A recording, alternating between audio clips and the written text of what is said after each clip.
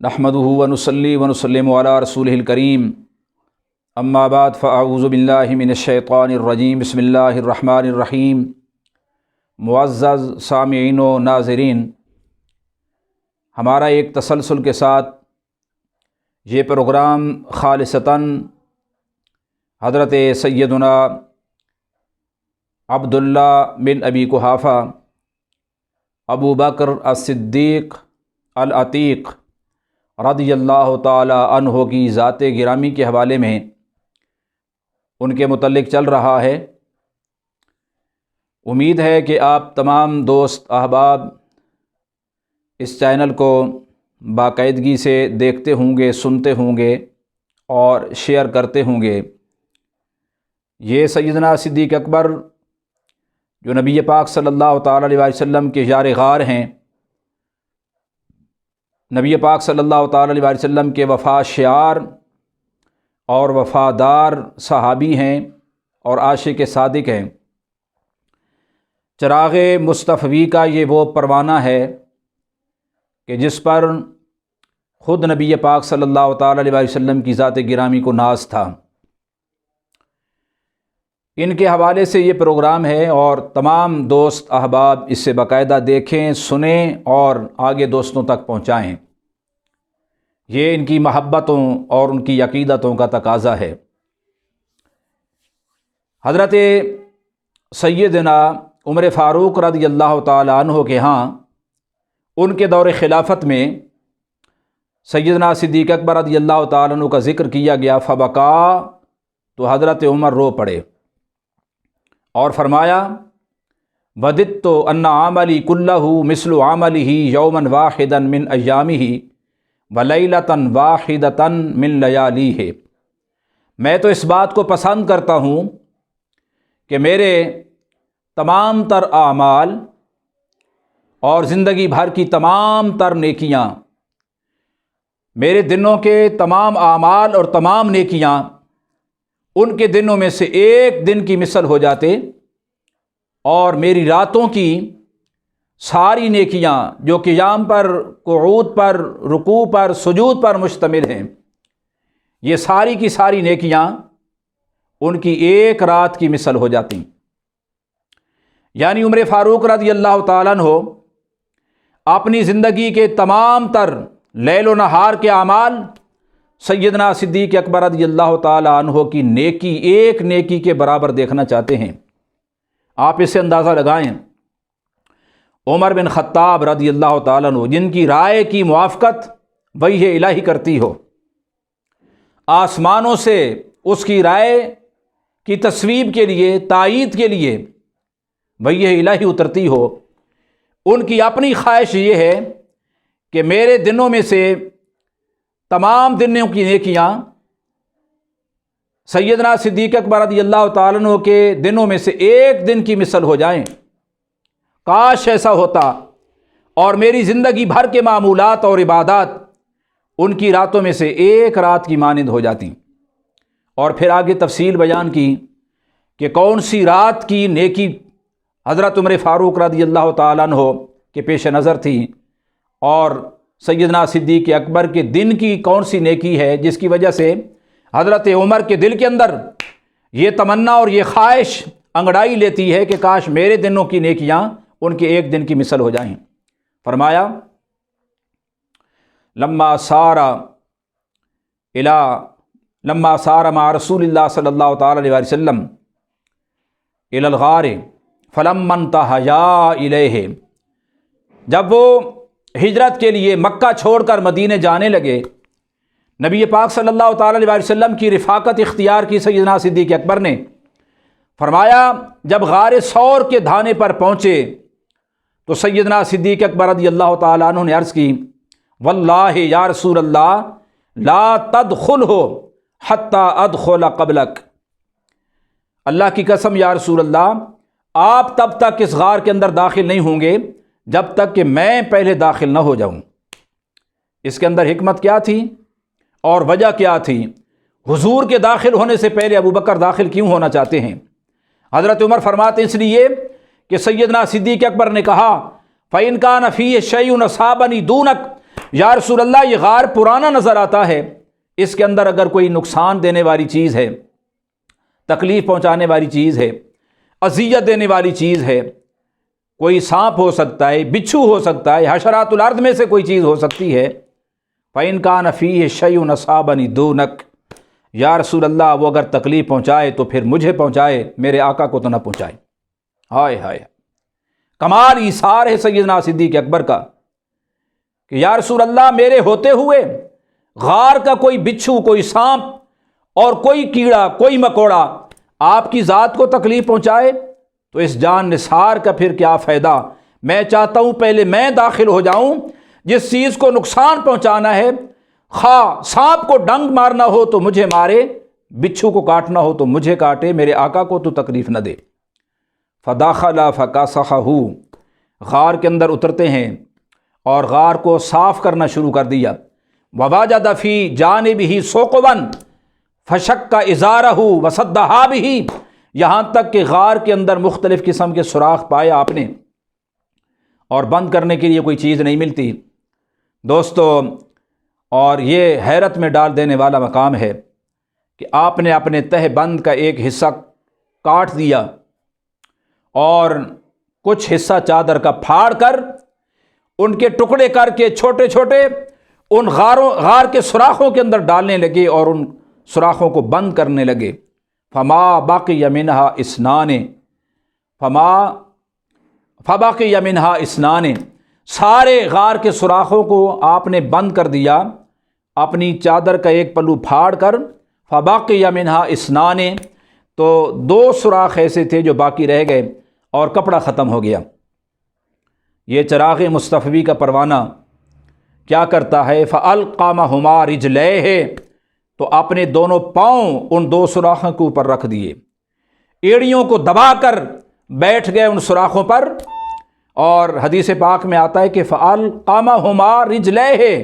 اپنے پاؤں کو لقمہ بنا دیا۔ کیا مطلب؟ اس طرح ٹھونس کر بیٹھے جس طرح کہ لقمہ منہ کے اندر داخل کر دیا جاتا ہے اور لقمہ حلق سے نیچے اتر جاتا ہے، غائب ہو جاتا ہے، اس طرح ایڑیاں آپ نے دبا کے رکھیں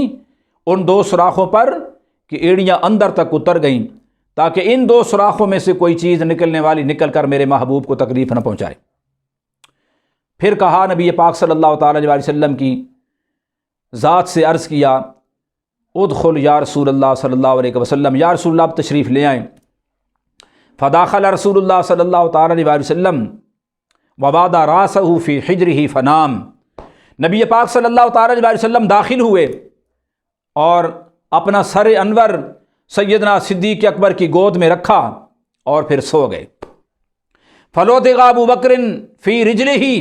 نبی پاک صلی اللہ تعالی علیہ وسلم چین سے، سکون سے، آرام سے سیدنا صدیق اکبر کی گود کو اپنا سرہانہ اور تکیہ بنا کر سو رہے ہیں۔ اتنے میں انہی 2 سوراخوں میں سے ایک سوراخ کے نیچے سے سانپ نے ڈس دیا سیدنا صدیق اکبر رضی اللہ تعالیٰ عنہ کو۔ کمال بات ہے کہ سیدنا صدیق اکبر رضی اللہ تعالیٰ عنہ اس مقام پر بھی کہ جب سانپ ڈنگ مار رہا ہے تب بھی اپنا پاؤں اس سوراخ سے اوپر سے نہیں ہٹاتے۔ اللہ اکبر۔ فلوطغ ابو بکر فی رجلہ، سیدنا صدیق اکبر رضی اللہ تعالیٰ عنہ کو پاؤں میں سے ڈس دیا گیا۔ ولم یتحرک مخافۃ ان ینتبہ رسول اللہ صلی اللہ تعالیٰ علیہ وسلم، لیکن آپ حرکت تک نہیں کرتے، جنبش تک نہیں کرتے، کہیں ایسا نہ ہو کہ نبی پاک صلی اللہ تعالیٰ علیہ وسلم کی نیند میں خلل آئے اور نبی پاک صلی اللہ تعالیٰ علیہ وسلم کے چین میں، سکون میں، آرام میں خلل آئے۔ اپنی جان دینے کے لیے تیار ہیں لیکن نبی پاک صلی اللہ تعالیٰ علیہ وسلم کے آرام میں خلل ڈالنے کے لیے تیار نہیں، حرکت نہیں کرتے، جنبش نہیں دیتے، جبکہ جان بچانی فرض ہوتی ہے۔ اس مقام پر سیدنا صدیق اکبر اپنی جان رسول اللہ کے آرام پر قربان کرنے کے لیے تیار ہو گئے۔ فسقطت دموعہ علی وجہ رسول اللہ صلی اللہ تعالیٰ علیہ وسلم، نبی پاک صلی اللہ تعالیٰ علیہ وسلم کے رخساروں پر، حضور کے چہرے انور پر سیدنا صدیق اکبر کی آنکھوں سے آنسو گرتے ہیں اور حضور کی آنکھ کھلتی ہے، نبی علیہ السلام بیدار ہوتے ہیں۔ فرمایا ما بالک وما لک یا ابا بکر، اے ابو بکر آپ کو کیا ہوا کہتے ہیں فدا کا ابی لدغ تو فدا کا ابی و امی یا رسول اللہ، یا رسول اللہ میں تو ڈس دیا گیا ہوں، مجھے کسی چیز نے ڈنگ مارا ہے، میرا باپ بھی قربان ہو جائے، میری ماں بھی قربان ہو جائے۔ کمال بات ہے، اپنی جان تو حضور کی ذات پر نچھاور کر رہے ہیں، لیکن چراغ مصطفی کے پروانے کی تمنا یہ ہے کہ کروں تیرے نام پہ جاں فدا، ایک جاں نہیں دو جہاں فدا، دو جہاں سے بھی نہیں جی برا، کروں کیا کروڑوں جہاں نہیں۔ اپنی جان دینے کے باوجود تمنا پوری نہیں ہوتی، جذبات ٹھنڈے نہیں ہوتے، وہ سمجھتے ہیں غلامی کا حق ابھی تک ادا نہیں ہوا، اپنی جان تو دینے کے لیے تیار ہوئے ہی ہیں، لیکن کہتے ہیں فدا کا ابی و امی، یا رسول اللہ ابو بکر تو جان دینے کے لیے تیار ہے، لیکن ابو بکر کی خواہش یہ ہے کہ ابو بکر کا باپ بھی قربان ہو جائے آپ پر، ابو بکر کی ماں بھی قربان ہو جائے آپ پر۔ اللہ اکبر۔ ایک مقام پر سیدنا علی المرتضیٰ شیر خدا رضی اللہ تعالیٰ عنہ نے نبی پاک صلی اللہ تعالیٰ علیہ وسلم کے آرام پر اپنی نماز کو قضا کیا، انہوں نے نماز کی قربانی دی۔ آج سیدنا صدیق اکبر غار ثور کے اندر اپنی جان کی قربانی دے رہے ہیں۔ اور کیا خوب کہا امام اہل سنت نے، کیا خوب فرمایا، مولا علی نے واری تیری نیند پر نماز، وہ بھی اثر کی جو سب سے اعلیٰ خطر کی ہے، کہ جب آپ خیبر سے لوٹ رہے تھے اور صحابہ کے مقام پر نبی پاک صلی اللہ تعالیٰ علیہ وسلم نے آرام کرنا چاہا، سفر کی تھکاوٹ تھی، سیدنا علی المرتضیٰ شیر خدا کے گود کے اندر سر رکھ کر سو گئے، اور نماز اثر حضرت علی کی قضا ہو گئی۔ نبی پاک صلی اللہ تعالیٰ علیہ وسلم چونکہ پہلے پڑھ چکے تھے، تو آپ نماز پڑھ کر لیٹے، آپ کو نیند آ گئی، ابھی تک حضرت علی نے پڑھنی تھی، وہاں حضرت علی نے بھی یہ اظہار پیش کیا کہ حرکت تک نہیں کی، حضور کو جگایا تک نہیں، جبکہ نماز وہ جا رہی ہے جو نماز اثر ہے، جس کے بارے میں قرآن کریم نے ارشاد فرمایا، حافظوا علی الصلوات والصلاۃ الوسطیٰ وقوموا للہ قانتین، نمازوں کی حفاظت کرو، خاص طور پر نماز وسطیٰ۔ اس لیے فرمایا اعلیٰ حضرت نے کہ مولا علی نے واری تیری نیند پر نماز، وہ بھی اثر جو سب سے اعلیٰ خطر کی ہے، مولا علی نے آپ کی نیند پر نماز کو قربان کیا ہے۔ نماز اہم فرائض میں سے ہے، اور پھر فرائض پنجگانہ میں سے سب سے اعلیٰ فرض جو ہے وہ نماز پنجگانہ ہے، مولا علی نے اس کی قربانی دی ہے۔ یہ قربانی بھی کوئی معمولی قربانی نہیں ہے، لیکن فرماتے ہیں مولا علی نے واری تیری نیند پر نماز، وہ بھی اثر جو سب سے اعلیٰ خطر کی ہے۔ جہاں تک صدیق کی بات ہے تو فرمایا صدیق بلکہ غار میں جان ان پہ دے چکے، صدیق بلکہ غار میں جان ان پہ دے چکے، حفظ جان تو جانیں فروز غرر کی ہے۔ فرمایا صدیق اکبر رضی اللہ تعالیٰ عنہ کی قربانی کا عالم یہ ہے کہ مولا علی نے تو نماز قربان کی ہے، صدیق اکبر تو جان قربان کرنے کے لیے تیار ہو گئے، جبکہ بھائی جان کی حفاظت جو ہے یہ بھی اہم ترین فرائض میں سے اور عمدہ ترین فرائض میں سے ایک فریضہ ہے، لیکن سیدنا صدیق اکبر نے اس فریضے کو بھی نبی پاک صلی اللہ تعالیٰ علیہ وسلم کے آرام پر قربان کر دیا۔ اور نتیجہ نکالتے ہیں، فرمایا ان دونوں صاحبین حضرت علی اور حضرت سیدنا صدیق اکبر کی ان قربانیوں سے یہ بات پتہ چلتی ہے کہ انہوں نے نماز جو سب سے زیادہ اہم تھی وہ قربان کی، انہوں نے جان قربان کی کہ جان کی حفاظت سب سے زیادہ اہم ہے۔ نتیجہ کیا دیا؟ ابو بکر صدیق نے اور حضرت علی المرتضیٰ شیر خدا رضی اللہ تعالیٰ عنہ نے امت کو پیغام کیا دیا؟ ان دونوں حضرات کے عمل سے یہ بات ثابت ہوئی، تو فرماتے ہیں ثابت ہوا کہ جملہ فرائض فرو ہیں، ثابت ہوا جملہ فرائض فرو ہیں، اصل الاصول بندگی استاجور کی ہے، کہ حضرت علی کے عمل سے بھی، حضرت صدیق اکبر کے عمل سے بھی یہ بات ثابت ہوئی گئی کہ تمام فرائض کی جو اصل ہے وہ نبی پاک صلی اللہ تعالیٰ علیہ وسلم کی غلامی ہے، اور حضور صلی اللہ تعالیٰ علیہ وسلم کی ذات پر جو قربانی انسان پیش کر سکے، عبادت کی ہو تو کر دے، جان کی ہو تو کر دے، مال کی ہو تو کر دے، اولاد کی ہو تو کر دے۔ ثابت ہوا جملہ فرائض فرو ہے، سارے فرائض وہ فرع کی حیثیت رکھتے ہیں، اصل الاصول بندگی استاجور کی ہے، اور تمام عبادات کی جو اصل عبادت ہے وہ سیدنا امام الانبیاء سید المرسلین حبیب کبریا رحمۃ للعالمین صلی اللہ تعالیٰ علیہ وسلم کی ذات کی غلامی ہے، نبی پاک صلی اللہ تعالیٰ علیہ وسلم کی ذات کے ساتھ وفاداری اور وفاشیاری ہے۔ اور عمر فاروق رضی اللہ تعالیٰ عنہ فرماتے ہیں تو یہ آپ کی رات تھی۔ اس کے بعد فرمایا کہ نبی پاک صلی اللہ تعالیٰ علیہ وسلم نے لعاب دہن لگائے، فتافل رسول اللہ صلی اللہ تعالیٰ علیہ وسلم فذهب ما یجدہ، نبی علیہ السلام نے لعاب دہن لگایا، جس مقام سے سانپ نے ڈسا تھا سیدنا صدیق اکبر کو، وہاں جب نبی علیہ السلام کا لعاب دہن لگتا ہے تو سارے کا سارا وہ درد اور تکلیف کافور ہو گئی، لیکن ایک عرصے کے بعد دوبارہ اس زہر نے عود کیا اور وہ سیدنا صدیق اکبر کی وفات کا سبب بنا۔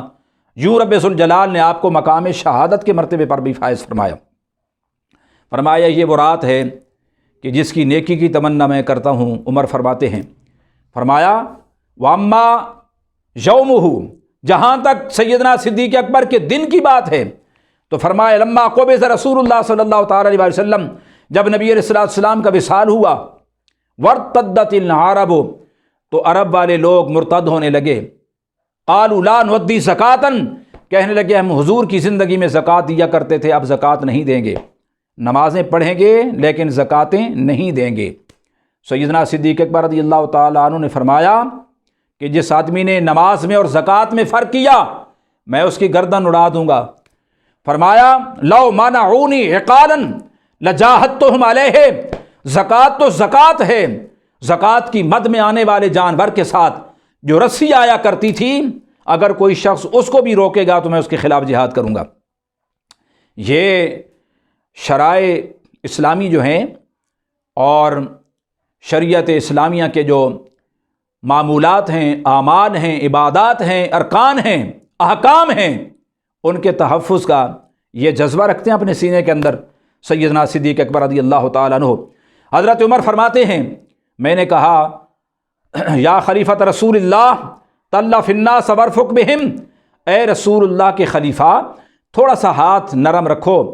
اور لوگوں کے ساتھ شفقت سے پیش آؤ۔ یہ تو بہت بڑی بات ہے کہ اگر انہوں نے زکوٰۃ کی مد میں آنے والے جانور کے ساتھ جو رسی آیا کرتی تھی حضور کے زمانے میں، اگر کوئی شخص حضور کے وصال کے بعد اس رسی کو بھی روکے گا تو میں اس کے خلاف جہاد کروں گا، اتنی شدت نہ کرو، اتنی سختی نہ کرو۔ عمر کہتے میں نے یہ مشورہ دیا سیدنا صدیق اکبر رضی اللہ تعالیٰ عنہ کو، تو حضرت صدیق بڑے حلیم متبع شخص تھے، برفانی مزاج کے آدمی ہیں، لیکن شریعت کے بارے میں تل برابر بھی کوئی نرمی اور کوئی لچک برداشت کرنے کے لیے تیار نہیں، جلال میں آ گئے، غصے میں آ گئے۔ اور حضرت عمر فرماتے مجھ سے فرمایا اجبار فی الجاہلیت وخوار فی الاسلام، عمر تجھے کیا ہو گیا ہے؟ تو دور جاہلیت میں تو بڑا بہادر بنتا تھا اور اب تو بزدل پڑ گیا ہے۔ انہ قد انقطع الوحی، وحی کا سلسلہ منقطع ہو گیا، اب وہ ہمیشہ ہمیشہ کے لیے آسمانوں کی کھڑکی بند ہو گئی اور مقفل ہو گئی، جہاں سے جبریل وحی لایا کرتے تھے۔ نبی علیہ الصلوۃ والسلام کا وصال ہو گیا تو اب کسی نئے شخص پر وحی نہیں اترے گی، وحی کا سلسلہ منقطع ہو گیا ہے۔ وتم الدین، اور دین حضور کا مکمل ہو گیا۔ اینقص بعد ذلک وانا حی، کیا اس کے بعد بھی دین کے کام کے اندر رخ نہ ڈالا جائے گا جبکہ میں زندہ ہوں، میں حضور کا غلام ہوں، میں نبی پاک صلی اللہ تعالیٰ علیہ وسلم کا نائب اور خلیفہ ہوں، نبی پاک صلی اللہ تعالیٰ علیہ وسلم کے بعد حضور کے دین کی حفاظت کی ذمہ داری میرے کندھوں پر ہے۔ میں کبھی بھی یہ برداشت نہیں کروں گا کہ کوئی نماز میں ڈنڈی مارے، کوئی زکوٰۃ کے اندر ڈنڈی مارے، کوئی دین اسلام کے احکام کی اور شریعت کی دھجیاں بکھیرتا پھرے۔ اس بات کی قطعاً اجازت نہیں دی جائے گی اور نہ ہی اس بات کو برداشت کیا جائے گا۔ تو فرماتے ہیں میرے دل کے اندر یہ بات پیدا ہوئی اور میرے دل نے گواہی دی کہ جو بات ابو بکر صدیق کہتے ہیں یہی حق ہے۔ تو یہ ہے وہ چراغ مصطفی کا پروانہ، اور یہ ہیں ان کی خدمات، یہ ہے ان کی جان نثاری اور وفاشیاری۔ اللہ سے دعا ہے اللہ تعالیٰ ہمیں ان کے ساتھ کامل عقیدت اور محبت رکھنے کی توفیق عطا فرمائے۔ وما علینا الا البلاغ المبین۔